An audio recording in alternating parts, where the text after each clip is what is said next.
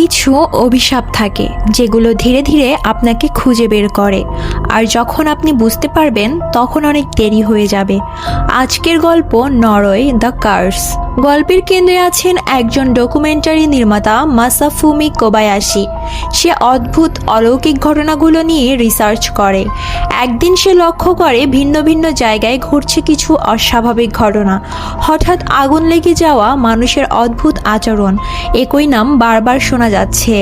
কোবায়াশি তদন্ত করতে গিয়ে পায় একজন মহিলা, জাঙ্কো ইশি, যার বাড়িতে অদ্ভুত শব্দ, আগুন আর হিংস্রতা দেখা দিচ্ছে। তার মেয়ের মধ্যে অস্বাভাবিক আচরণ শুরু হয়। সবকিছুতেই এক অদৃশ্য শক্তির প্রভাব।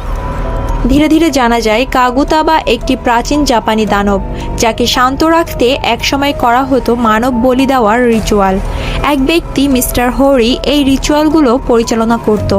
কিন্তু একদিন রিচুয়াল ব্যর্থ হয়। রিচুয়াল ভেঙে যাওয়ার ফলে কাগুতাবা মুক্ত হয়ে যায়।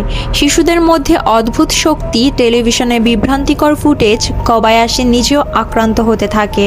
তার ডকুমেন্টারি ধীরে ধীরে একটি অভিশপ্ত টেপে পরিণত হয়। শেষ দিকে দেখা যায় একজন শিশুর শরীর দিয়ে কাগুতাবা সম্পূর্ণভাবে প্রকাশ পেতে চায়। এক ভয়ঙ্কর আগুন, চিৎকার আর সম্পূর্ণ বিশৃঙ্খলা। কোবায়াশি নিখোঁজ হয়ে যায়। শেষ দৃশ্যে ডকুমেন্টারি টেপ শেষ হয়, কিন্তু অভিশাপ শেষ হয় না। যে এই টেপ দেখে সে নিজেই হয়ে যায় পরবর্তী শিকার। আজকের গল্পটি যদি তোমাদের ভালো লাগে, অবশ্যই সাবস্ক্রাইব করে আমাদের পাশেই থাকবে।